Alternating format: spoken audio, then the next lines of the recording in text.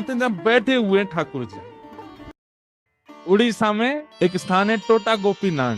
कौन से? तो वहां के जो पुजारी जी थे वो सेवा करते करते उनकी कमर झुक गई, और जैसी कमर झुकी तो अब वो ठाकुर जी को चंदन लगाते तो माथे की जगह नाक पे लग जाता, आंख पे लग जाता, गाल पे लग जाता, होठ पे लग जाता। दर्शनार्थी बोलते, पुजारी जी देखो गोपीनाथ जी की आंख पे चंदन लगा दिया आपने, गाल पे लगा दिया, मुंह पे लगा दिया।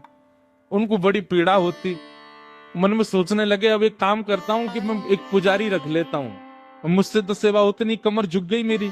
पुजारी जी जैसे ही मंदिर में आए और सेवा के लिए प्रस्तुत हुए, एक दिन की सेवा पुजारी जी ने कर दी।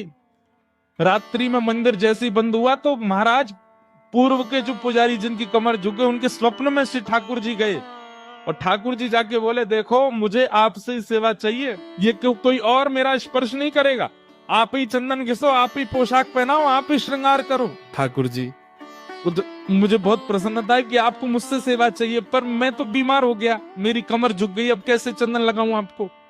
ठाकुर जी बोले, हमें नहीं पता, हमें आपसे ही सेवा चाहिए, कल सुबह पुजारी नहीं आना चाहिए, आप ही आओगे सेवा में।